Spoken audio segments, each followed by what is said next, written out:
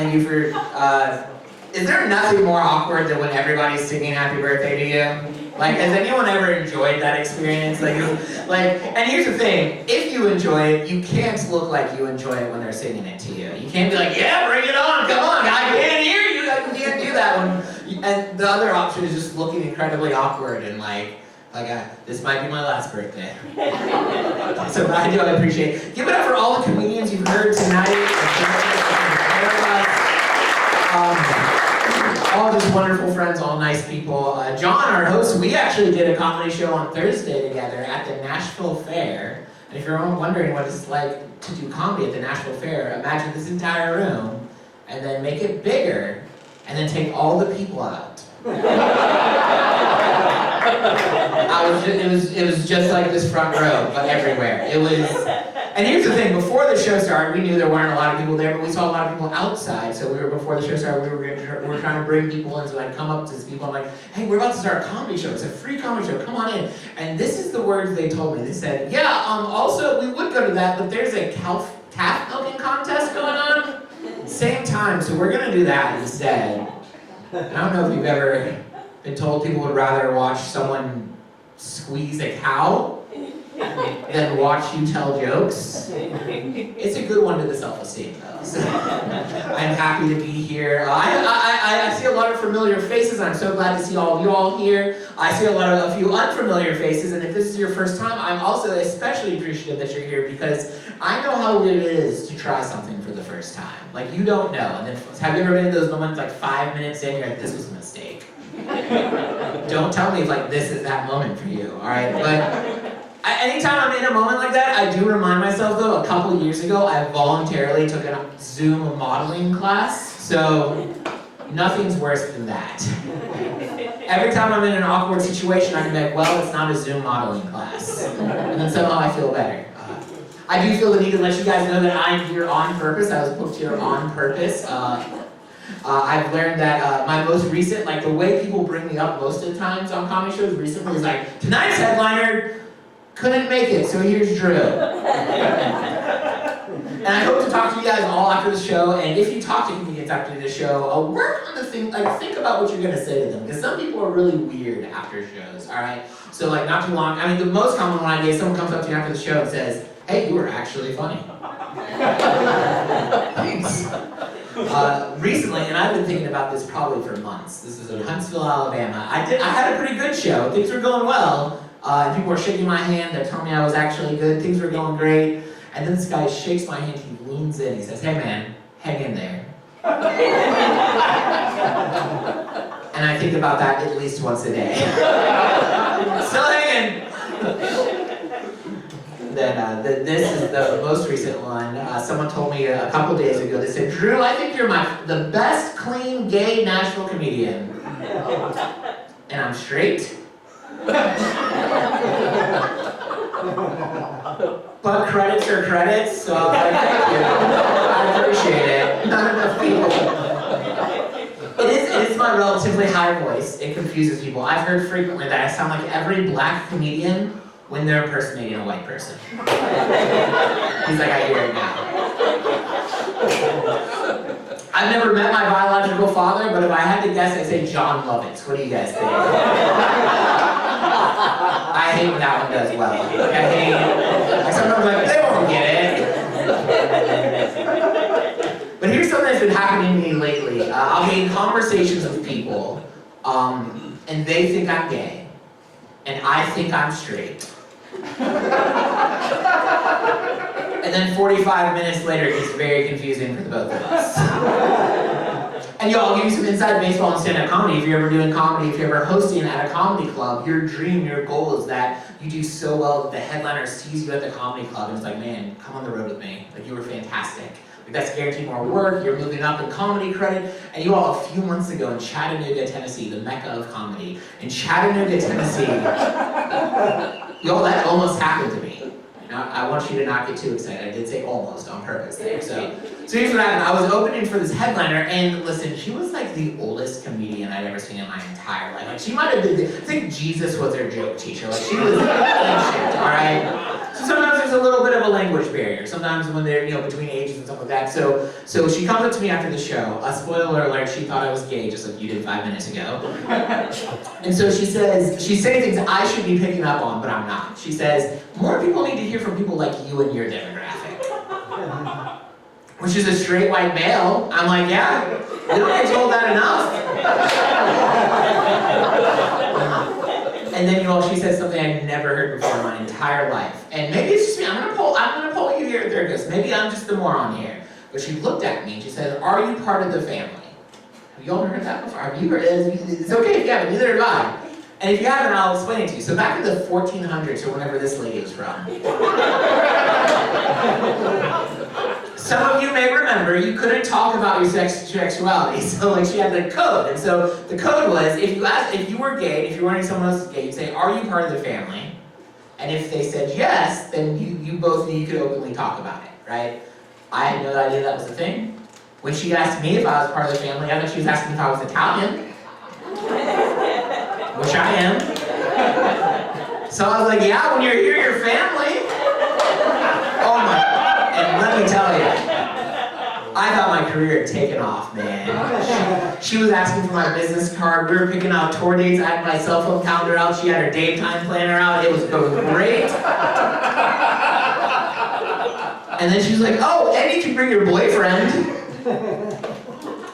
Honestly, I was kind of like it was nice that she looked at me and assumed I had a boyfriend. I was like, first, thank you for the compliment. But then I knew, oh my goodness, if I tell her the truth, will this jeopardize my comedy career? So really, I'm wondering who wants to go on a cruise with me, fellas, next week. Thank you. Sound guy, Bill the sound guy's like, I'm in, let's do it. I think we'd make a cute couple. I even have a third coat shirt. We can match. It'll be fun. Oh, I peaked in high school, in case you're wondering. You guys are like, we can tell. We believe that. I did. When I was in high school, I was the lead guitar player in a Christian punk rock praise and worship band. And you've never heard those words together in a sentence before. Just let's take a moment and process that. Lead guitar player, Christian punk rock, praise and worship band. I said that at a show a few weeks ago, and this man in the back yelled, save some women for the rest of us!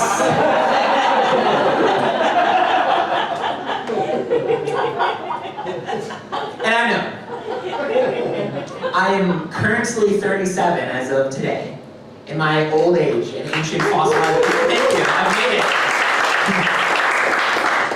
You know you're getting old when people stop saying happy birthday and many more. They're like, happy birthday and just a few more. Just, let's wrap it up. But at 37, I know that's not the sexiest instrument to play, okay? But when I was in high school, I would have told you completely differently. I remember seeing an 80s music video and a guy playing the guitar with the crazy 80s hair, and I was like, that's what I'm missing, that'll get me the ladies. And I would argue at church camp with the other guys, we'd be interested in the same, girl our band would be playing at church camp, and this one dude would be like, I don't know, man, she just seems more into me. And I'm like, yeah, but you just wait till she hears my guitar solo at tonight's worship night. And I remember that year, that was my junior year of high school, and she did hear my guitar solo. And 2 years later, she became a lesbian. So, if I can't have her, no man, is what I'm saying.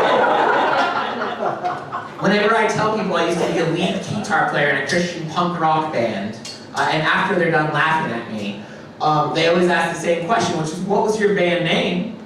And if I could go back in time and change any one thing in my life. It was me and 4 other high school boys. We were Christians, and we named our band.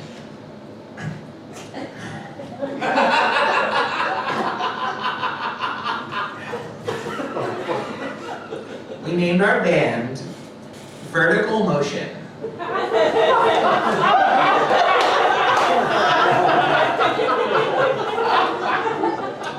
In our defense,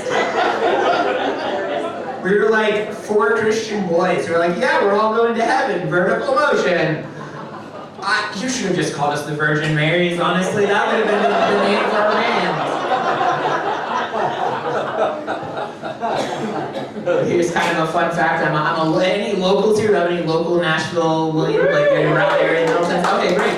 I grew up in Brentwood, Tennessee. I went to high school at Brentwood High School and I graduated in 2006. You know who else graduated Brentwood High School in 2006? Pop sensation Kesha. Do you think I ever come up in that conversation when people are bragging about music history in Brentwood? Like, well, yeah, we have Kesha from 2006, but you know who else graduated in 2006? The lead guitar player for Vertical Motion.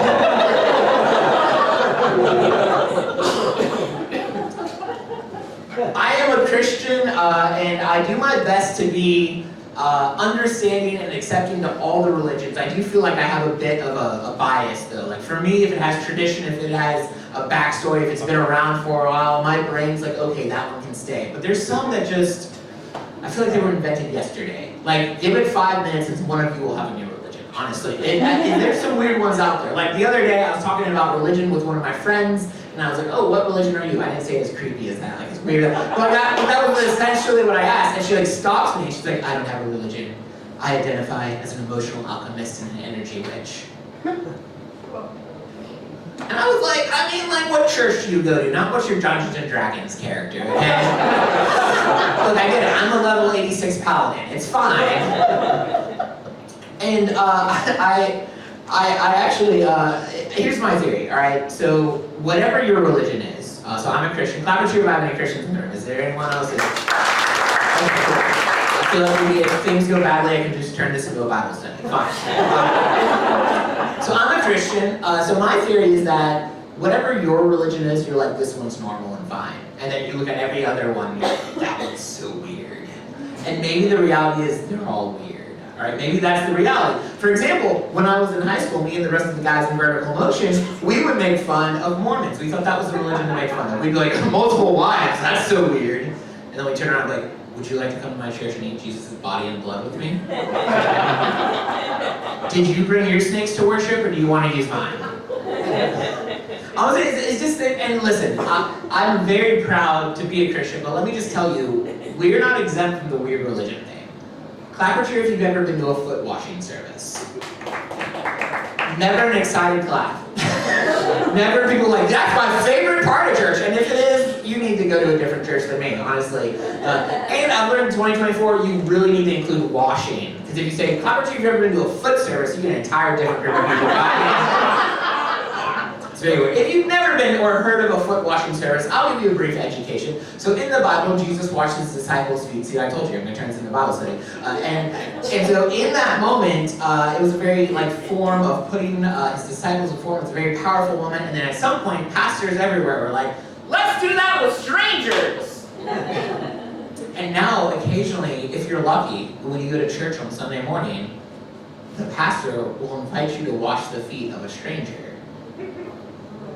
I know, it's the best ever. Listen, I remember the first time I ever had the opportunity to wash a stranger's feet, a foot washing service. I was a middle schooler, it was a middle school church camp. It was my first time ever at a church camp. It was my first time spending a week away from home out in the wild. First time I realized I get athlete's foot really easily.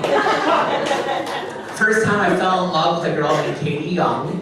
First time Katie Young ever had to wash the feet of someone who gets athlete's foot. Really early. I remember in that fateful, powerful, worshipful moment when she pulls my shoe off, I couldn't talk to her the whole week. I just could not talk to her. The first words we shared together was her looking at my moldy feet and being like, oh my God! Which you want them to say at church camp, but not in that context. Second time I ever washed feet, which is a weird thing to say on Sunday night. I was actually, I used to be a youth pastor. I went to school to be a youth pastor, so I was at a Christian college. Thank you to the one girl. Or was that woo, you're not anymore, good job, you got out.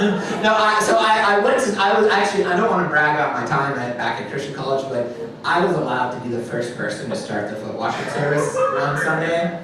And so I don't know if you've ever been in a position where you're starting the service, but it's like, whose feet do you pick? So me and my freshman in college brain, I found the hottest girl on campus, bent down, took her shoes off, and then I was like, I have to say something here. You don't just go in with the towel and basin. So what I thought was appropriate was I pulled her shoe off and I said, nice feet.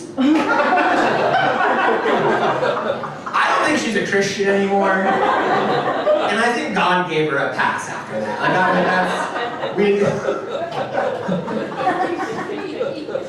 Then years later, I was a youth pastor, and because I did not learn from my personal experiences, I was like, let me do a foot washing service with his teenagers.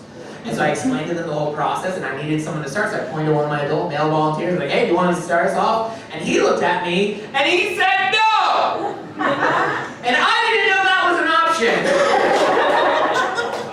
Honestly, if you hear nothing else tonight, just know, the powerful message I'm trying to send you is you do not have to wash someone else's feet if a stranger tells you to go for it. Like, it's not, you are allowed to say no thank you.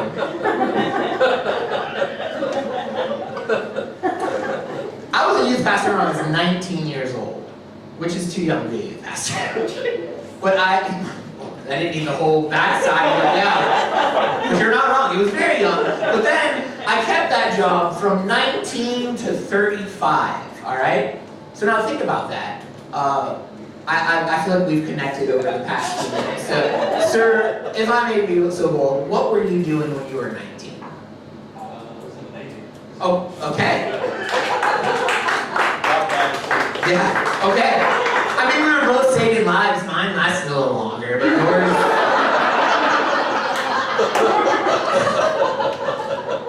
But he hit on a very good point. He said a lot of bad decisions. I hope joining the Navy wasn't one of them. But when you're 19, 20, 21, you're out there doing it. Not the children. Or I've noticed now not here anymore. But probably for the best. I think Bryn knew me well enough to be like, well, let's go ahead and, So when you were out 19, 20, 21, you were making some not great decisions. You were out there partying. You were getting some wild life. Not my mother, of course. My mother was not. Everybody else absolutely was. But not me, because I was talking to children, telling them not to make those wild decisions. But flashback 2 years ago, for the first time in my adult life, I was finally not a pastor. So I could get into all that wild living everyone was telling me about. And a few weeks ago I did something so wild and I want to come report about it. I went to Hooters for the first time. And let me tell you, I'm a fan.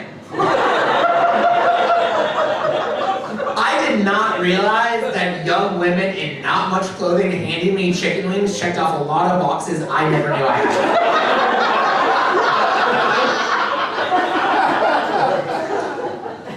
I felt like 80% of you laughed at that joke, and 20% of you were judging me. Right?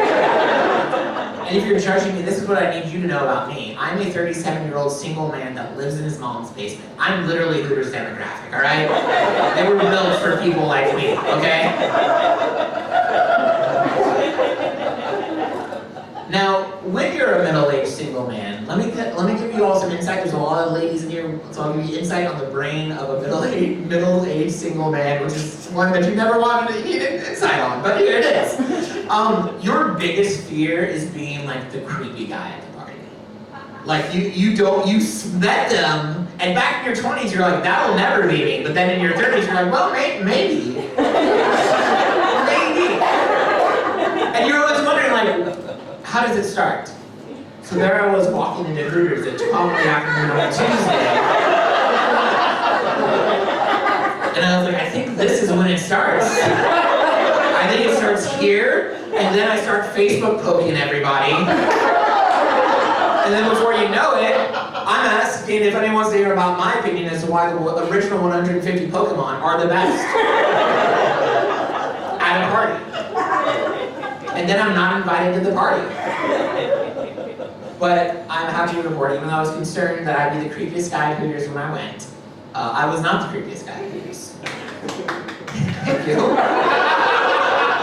At best, I was third creepiest guy at Hooters. I'll be honest with you, third creepiest guy. And I met both the other two, so I walked in there.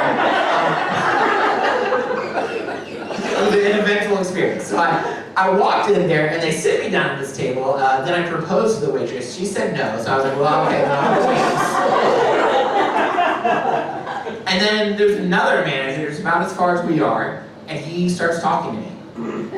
He's like, hey man, you come here often? Listen.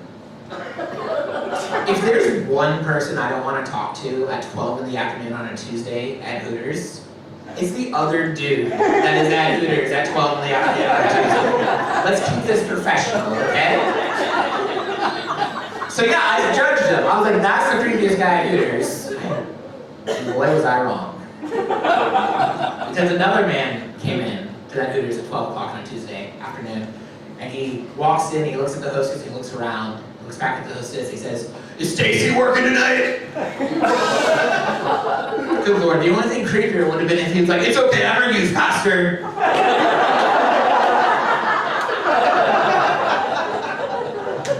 All I'm saying is if you're the kind of guy that asks for a waitress specifically by name at Hooters, you might be closer to your Netflix special than I am. And more people would watch it. I'm single. I know that's a shock. Everything I've said up here, like, he's probably in a very good relationship. I am single. Do I have anyone who's like I think Bryn might have asked this. We're not an online dating route, are we? There was no one who jumped at the sound of online dating. Okay. Listen, I'm not an online dater either myself. Not because like I'm against it. It just doesn't work for me.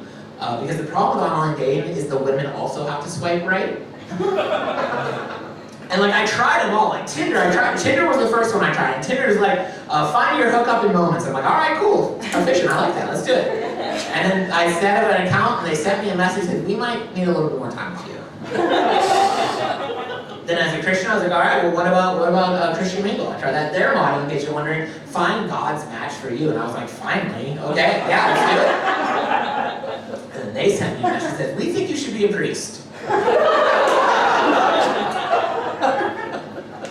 And then I tried Bumble. Now on Bumble, I'm not trying to repeat Brent's jokes to you. I was literally in Bumble. The woman makes the first move, and I did. I got on a couple dates. I got on one date with this girl, and I was like, this is going really well. Like within a few weeks, she gave me her Disney Plus password, which I think in some cultures means we're married. So she gave me the Disney Plus password. Then we went on our first date, and it went great. And I was like, this might be the one. This is great.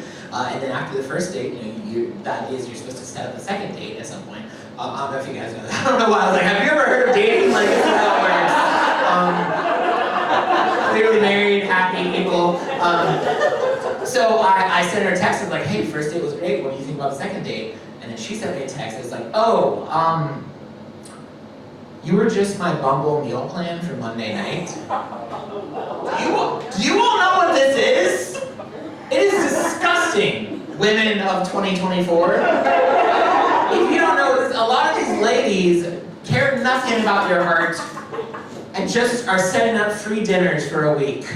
It's like meal planning, but with a meaner streak to it. Have you Bumble meal plan? Is he a Bumble meal plan? You were like, yeah, that makes sense. Maybe like we do that also. I always have people of couples also just have their own Bumble. Yeah, that's fine. I was aghast. I got a message like, I thought we had so much in common. And she said, we did, similar taste in food, so.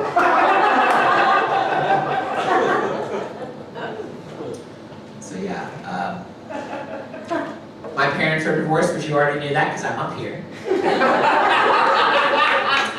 You never see any like well put together human being like, let me talk to a group of strangers and try to get their affection. I mean, laughs. My parents got a divorce when I was a sophomore in college, and it was because my dad had not one, not two, not three, but 4 girlfriends, a wife, and my mother. 6 women, in case you're wondering. And then I told my college friend, this is a very traumatic moment. We went out to eat with them. I told the guys, got together with the guys. The vertical motion we'd broken up by then, so it was a new group of guys. World building for you, honestly. And I was like, guys, this is what's going on in my life. And they were so shocked. They were like, you mean to tell me that your dad has 6 women and you can't even get one? Yeah. And so I had to get a new dad and new friends, honestly. But we learned later that my dad wasn't just cheating on my mom, he was cheating on like the world. He was a white-collar criminal. His job was financing hospitals. And instead of doing that, he was stealing money from the hospitals children's hospitals to be exact, which makes sense when you have 6 women, you have to find a way to pay. The first worst part about that is that there are children somewhere in Williamson County back in the early 2000s that did not get the help they needed because my dad was stealing money for his women in Cadillac collection. The second worst part of that is, I had to pay for my own college! It's fine. There were clues, though. There were clues that my dad was a criminal that we just didn't know. For example, when I was in 8th grade, I was sent home from school for bullying a kid. In my defense, it was 8th grade and he had a mullet. And my dad was like not okay with that, because in our household, you got in trouble twice. You got in trouble for what you did and how you got caught. And he was like, you could have gotten out of that. Go get some paper, we're writing to the principal. So we wrote to the principal. And after the principal read my letter, he unsuspended me, he resuspended the kid I bullied, and I got an apology. Your all's dad was trying to raise a good person. My dad was raising a good accomplice. Also, I'm not a dad. I don't know if that's clear in my everything.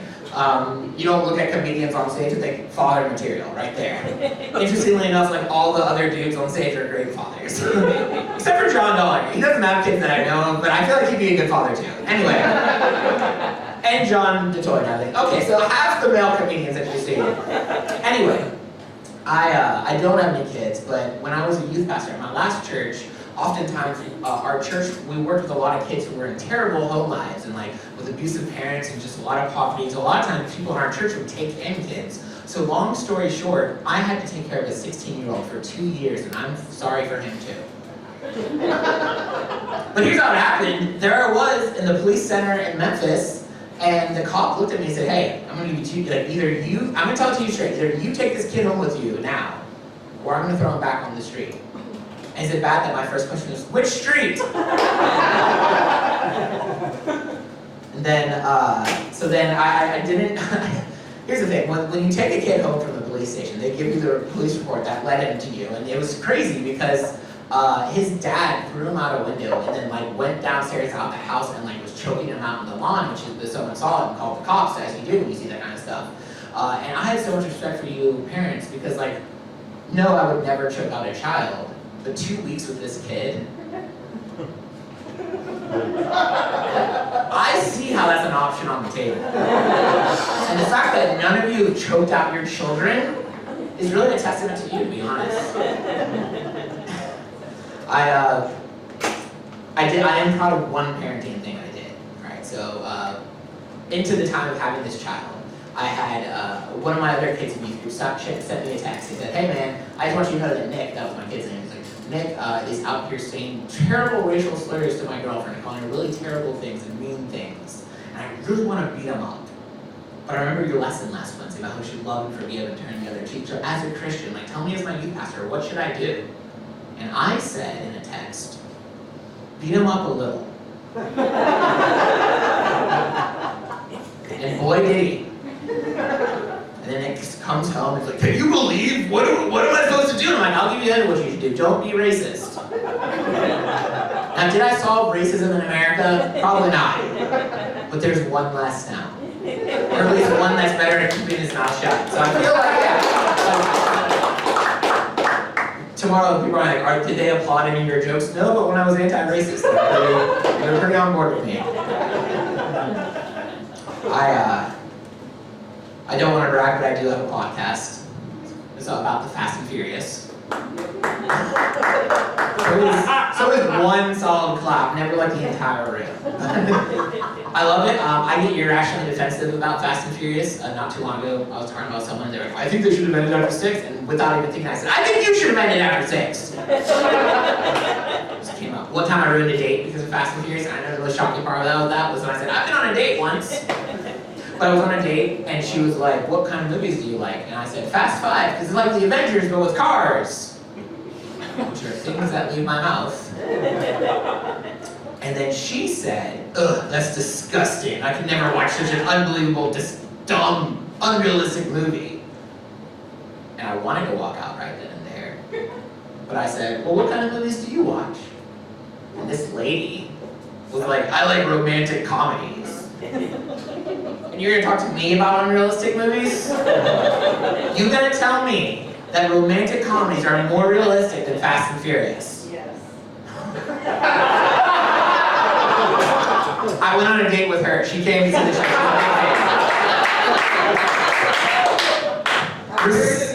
Respectfully, that didn't work out, so I get it. Respectfully, I disagree with her, and I'll tell you why I disagree. I'll tell you why. I'll give it to you in one of my movies, Fast 8 to be exact. There's a scene where The Rock punches a torpedo and redirects it, saving an entire city. That's not even a joke. I just have to say the plots of Fast and Furious, and I can get you laughing. But do you know why there's no sequel to any romantic comedy you've ever watched? It's because if there was a sequel, it would end like 80% of American marriages in divorce. Love Actually would be like, Love Actually doesn't exist. The Notebook, if they made a sequel to The Notebook, it'd be like, The Manifesto. They die at the end.